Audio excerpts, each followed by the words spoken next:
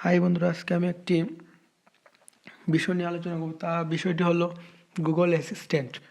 Google assistant কি, Google assistant কীভাবে কাজ করে এবং কীভাবে ইনস্টল করতে হয়, আর সব কিছু নিয়ে আজকে আমি একটি ভিডিও তৈরি করলাম। সেই ভিডিওতে গুগল অ্যাসিস্ট্যান্টের সব কিছুই মোটামুটি আলোচনা করা হবে। চলুন দেখে আসি কীভাবে।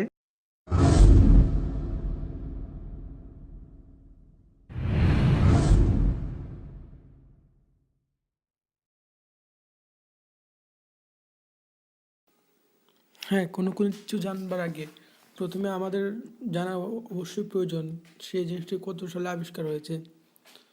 গুগল অ্যাসিস্ট্যান্ট সফটওয়্যারটি মে 2016-এর 18 তারিখেই এই সফটওয়্যারটি তৈরি হয়েছিল। আর এখানে ধারাবাহিকভাবে দেখানো হচ্ছে, প্রথমে আপনার সফটওয়্যারটি সামনে আসার পরই দেখাবে যে কোনো একটি জিমেইল অ্যাকাউন্ট লগ ইন করার জন্য। তারপর ক্রমে ক্রমে আপনি নিজেই পারবেন যে সাধারণ সফটওয়্যারের মধ্যে। তারপর এই সফটওয়্যারের যে মূল বিষয়টি শুরু হবে। গুগল থেকে নিজে একটা মেয়ের গলায় একজন লোক আপনাকে সব কিছুর উত্তর দিবে। যেমন আপনি যে কোনো কিছু প্রশ্ন করলেন তার উত্তর দেবে, আর যে উত্তরটি সে দিতে পারবে না, বলতে সব কিছু উত্তর দেয়। এমন এমন প্রশ্ন আমরা করি যে প্রশ্নের উত্তরটা বার করতে তাদেরও কষ্ট হবে। এমনকি এখানে বাংলা যে দেশ এর ভাষাগুলো তারা গুগল কর্তৃক সিলেক্ট করা হয়েছে সেই দেশের কথাগুলি এখানে রিপ্লাই করবে। আর সাধারণত এটি ইংলিশ ভাষায় বেশিরভাগই রিপ্লাই দিবে উত্তরে। আপনি এটাই মানে গুগলের অ্যাসিস্ট্যান্টের মূল কাজটি হলো যে কোনো কিছু সম্পর্কে আপনি যেমন বললেন যে আপনি যেখানে আছেন সেখানের লোকেশন দেখাতে বললেই হবে, ইংলিশে বললেই হবে।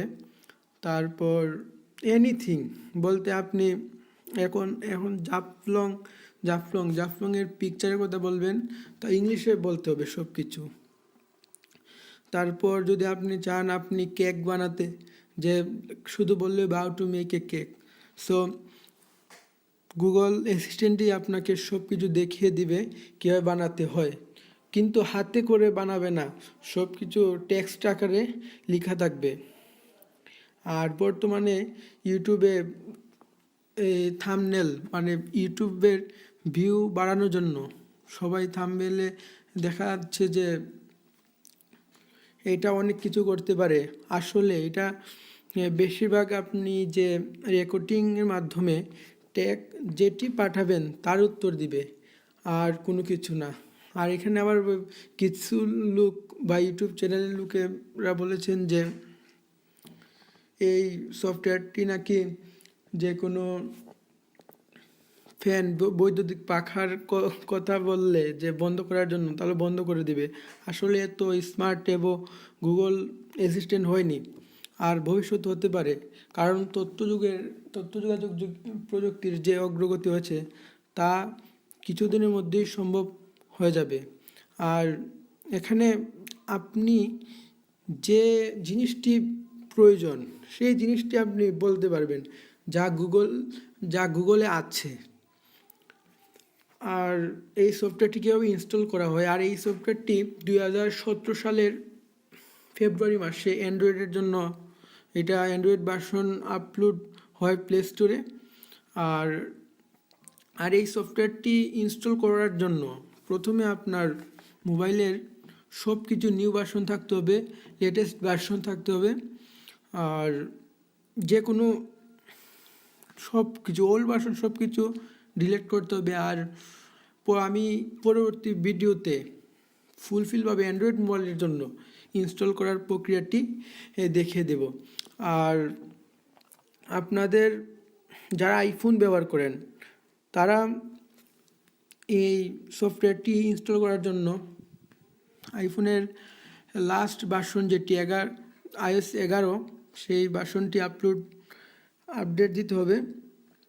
তারপর আর এটা যে কোনো দেশের অ্যাপ স্টোরে পাওয়া যায় না, এটি ইউনাইটেড স্টেট এর এই অ্যাপ স্টোরেই পাওয়া যায়।